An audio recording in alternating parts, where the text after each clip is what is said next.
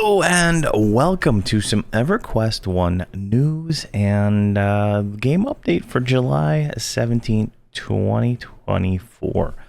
So we're going to go through this, see what's changed since it was on the test server, and then we got some news that we're going to go over next. So let's jump right into it. Highlights for this month: Thornblade has been merged into Mischief, so there is no longer a Thornblade server. Items: a sodden staff of Kedge now teleports you to a safer spot, but it is not safe if you are lower level. But you will not drown. We looked at that in the last video. I have not logged in due to some other issues, but I have not logged in, so I don't know where that actually takes you now.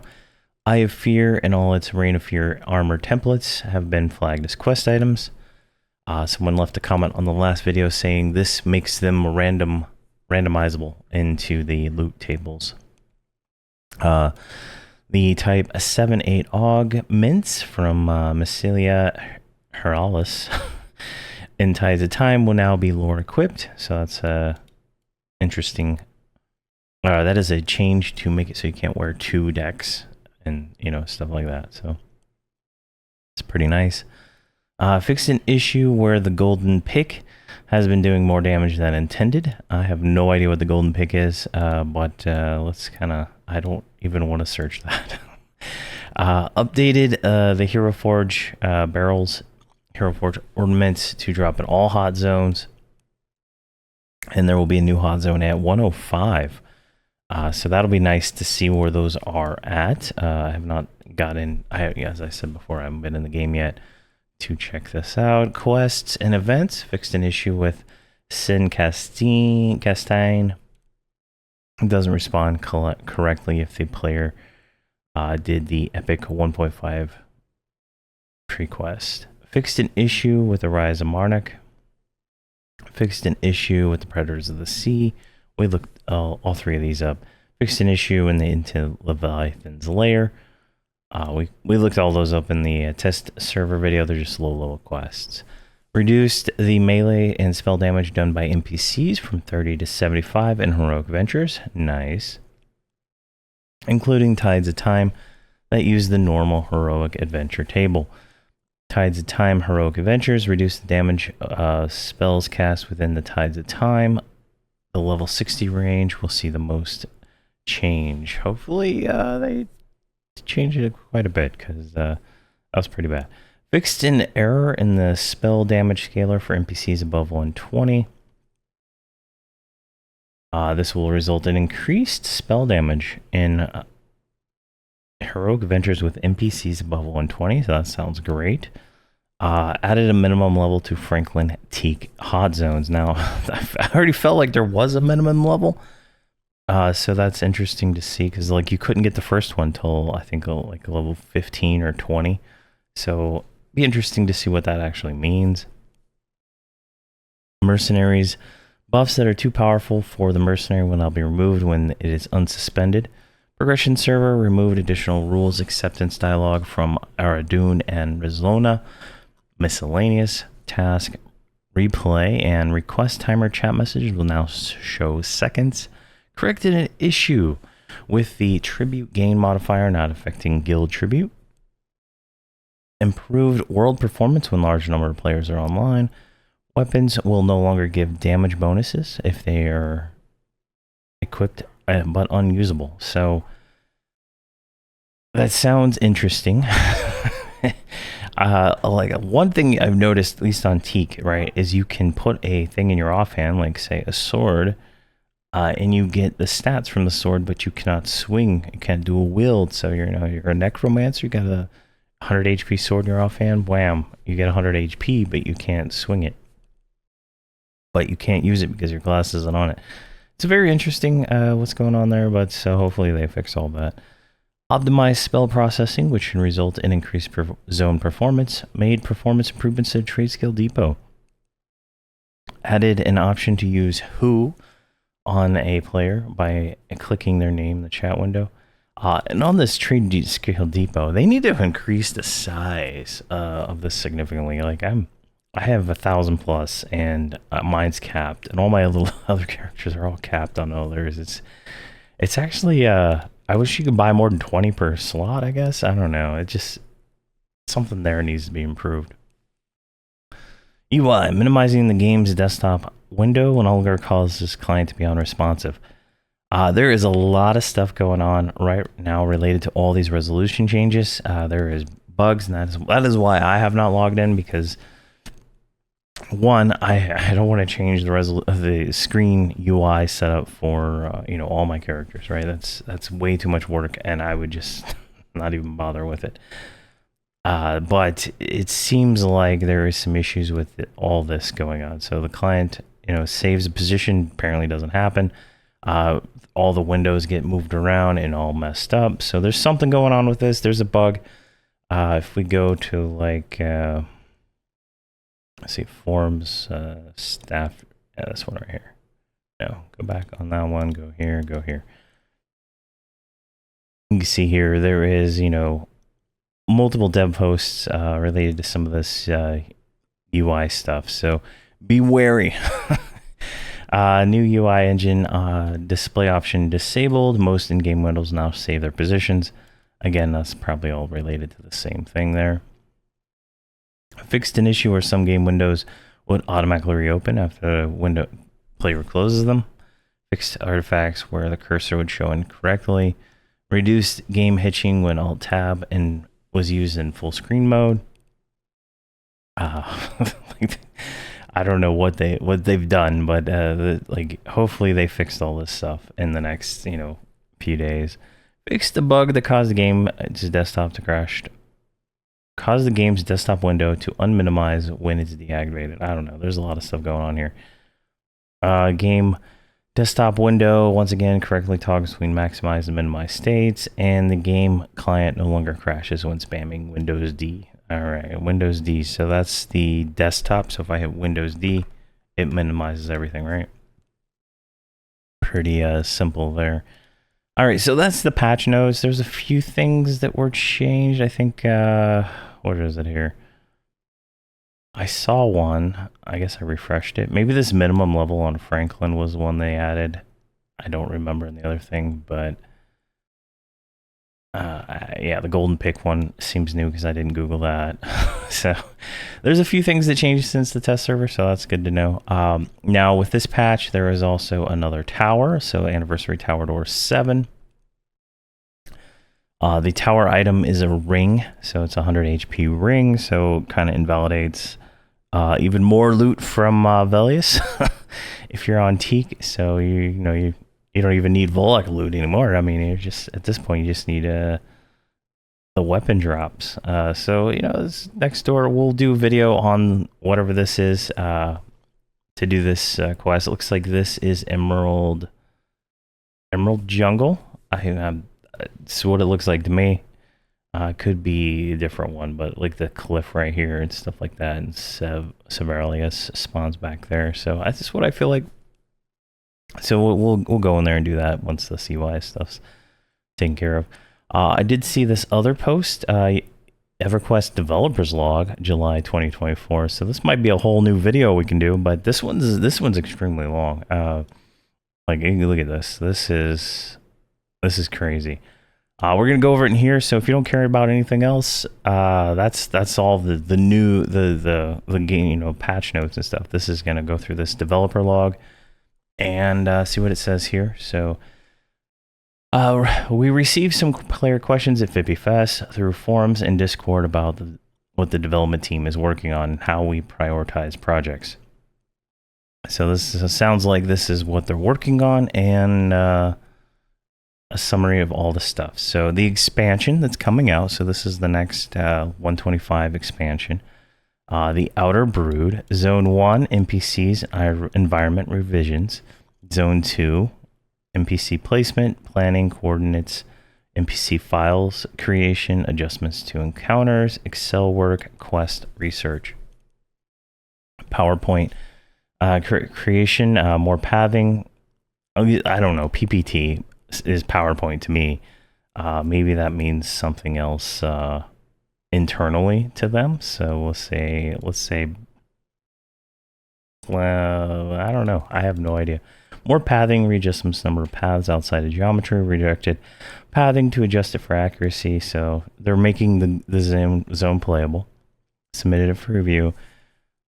See, death, aggro, victory text.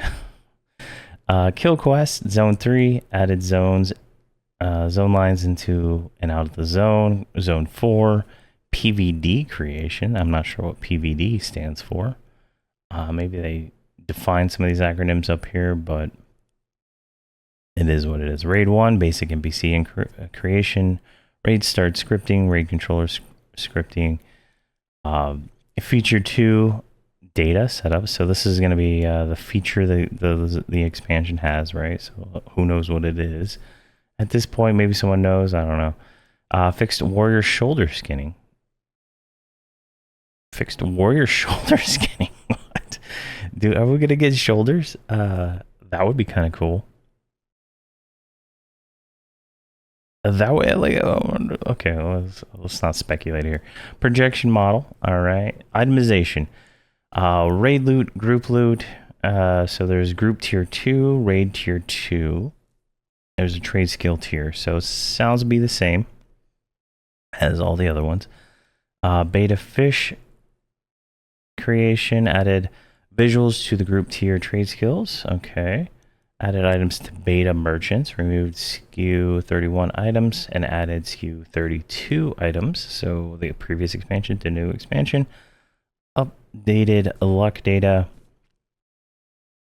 All right, pack in items, models, icons, web icons, movies, item data, mercenary data, truncated mercenary description text, adjust door positions, spells, improved spell upgrade process, be based off metadata, improved spell naming sheet, added automatic query to pull out existing spell names, spend some time finding words to filter out, cutting data set from 28K to 13K. So it looks like some spell data improvement, right? Like I think everything's like stored in some kind of like flat file. It's not efficient, right? Like from what I understand, this game was like built on C++ and an Access database, like originally. Like that's kind of like what the server is running on, stuff like that. So well, I don't know. Started updating the spell naming sheet so it can go on its own data. Found queries to filter out lists of names down to 22,000 from 48,000. Last year's sheet had 15,000, so there's more work to be done. AAs, planning for archetype. So looks like everything's the same. There, audio, special sound emitters for zones, Heroes Forge, blue set, maps, teal set, maps and icons. What? All right. Logo, key brief, administration, logo review, pure testing. All right. So that is, okay. Up here, they mentioned SKU. So they went from 31. So 31, I would say, is Lorian's Song. 32 is the Outer Brood. And they're already working on 33. Brainstorming, pitch ideas, proposals, pitch meetings, overarching story meetings, stuff like that. Heritage crates, crate effects, item distribution scripts, stuff like that. Extra life rewards. See here, incentive planning, incentive item 3 and 8 model plus fittings, features and key requests. Started laying out the basic items. Server merge, existing data for battle character count. Wrote a sequel to clean up 2 characters. Test merging, did another round, finished some testing on the data, did another merge through new sequel items. Started testing, race testing, realized I hadn't double checked the content. Some actual data here. Like someone posted their daily notes. That's kind of cool. Some further investigation. Found blocks looked like meant to be addressed. I've been looking at manually running. Didn't properly swap the real estate ideas from my test character. I think it's not properly filtering and changing items that aren't connected to the merge. Although I'm not sure why this is changing one of those things that are in the merge. Eventually came to what I think is the solution. And initial testing promising. All right, so they tested the shit out of the merge for those 2 servers. Final 2024 merge script. Got everything separated, organized in chunks, split between DBs. Got hung up a bit on Overseer. Updated wiki to fix that. Made a couple small changes. All right, so remove Thornblade. Did a quick read of the wiki page to get it into my head. I guess they have an internal wiki. They should publish that. That would be fun to see. Select server revamped. Disable the tooltip hovering. Server select. Added the server column tooltip. Re-enable the buttons. UI clip to a smaller window size. You're the Dark Paw. See, you created the July Heroic Adventure, working on some scripts. And the barrels. Alright, so there's a spoiler there. Barrels, tower items. So you created July quest, adjusted spell damage. Alright. Tools and support. So dialogue requirements, database design. We'll just skim over some of this stuff. It's interesting, but it's not too detailed. All right, so Fippy Fest, prep events, Hero Forge training, hat, set 1, Classic Zone revamp. What? Classic Zone revamp? What? Classic Zone revamp 2? What? Okay, that sounds cool. They're going to revamp some classic zones, maybe? All right. SKU 34. Okay, well, hold on. What the fuck? Let's go back here. SKU 33 is the next expansion, and they're already talking about the next one. It's like 3 years out. Wow. Okay. Oakwind script and investigation, evolving legacy rule set. Company cross promotion, create statue metamorph items. Okay, so that means there might be like Everquest 2. What do? They own like Lord of the Ring. That'd be some interesting stuff. Finish gathering data for the suspended cheaters. Here we go. Gathering idea for this ticket. Counts the redacted. Submitted ticket to have some spinner that are using redacted. Create another list of tickets, redacted tickets. Created some suspension ban ticket, went over redacted, did another search, found many more accounts, so submitted another request. Oh, they can detect it. They can detect cheating. They can detect the cheating. All right, that's good. Researched and submitted several tickets from notes and CRC investigators use small code tasks in the future. Code health fixed warnings in buffer.cpp. Very specific there. See your live support created a server status ticket update for the servers that were renamed. Disabled extra rules, hiring, reviewing resumes, weekly achievements, tax discussions. I don't know, some of this that could have popped out. Let's see here. Alright, this is like the current patch notes, right? It's related to what we just talked about. Randomize the loot in SKU 20. So SKU 20 is Rain of Fire. Optimized pod population performance. Added telemetry points to each block. And minor syntax error updates. Telemetry points. Portion of the function since guild permissions. What? On a couple of different fixes, relays and time doesn't capture grow with guild size or population. Fixed shifted work on a portion that grows this with server population. Implemented a theoretical fix. Implemented a solution related to permissions. Investigated real estate items. All right, so investigating trade skill depot performance issues. Unbound loops, piecemeal working set, implementation building blocks. Optimized out unnecessary temporary objects in the trade skill depot. They're both proportional on the number of items. Integrated a framework using a new job queue into zones. Job queue runs as a non-functional yet. Refactoring that into a working system will take a follow-up ticket due to data dependencies in the existing code. Removed unused buffer when syncing trade skill depot. Minor local scoping optimizations, preparation preparation for telemetry data, tuned Teak's performance, monitored service cycles, monthly, ticket tracker, cleaned up maintenance, blah, blah, blah, blah, blah, blah. Discussed the next set of past expansion item packs, implemented past expansion item bundle work, preparing for annual planning. What they should do is, like, I think Elder Scrolls Online does this. You can go in and you can just buy the previous expansions items at any time. They should just put all, let's say 32. Let's put all 32 past expansion collector's editions in the shop, and they will print money. Guaranteed. Since they're like all claimable on the character, right? So every time someone makes a character, they'll just buy it. I guarantee it. All right, so these are bug fixes. Some of these were all in the patch notes.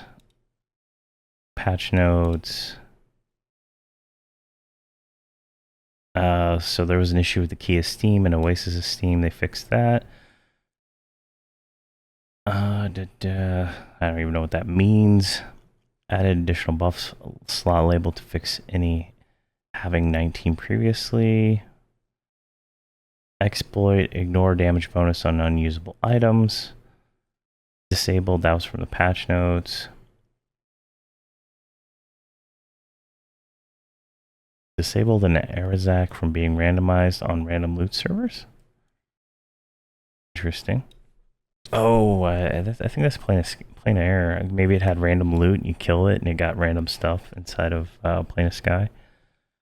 Reduce game hitching. So this is all related to the Windows stuff. All that. Triage crash report information. They fixed the quest item stuff. Top client crash. Tag size, yes. Too crazy. Let's see here. Yeah, all related to now player requests. I would like to see right-click report, right-click report, and then maybe even another window. Right-click, go here, report. You know, you say right-click report cheating, right-click report. You know, whatever else, you know, against the terms, right? Make it easy. I don't want to open up a window in a web browser that causes the whole entire UI screen to do something while I'm doing something, right? Like it's terrible. The only people who go through that are the bots.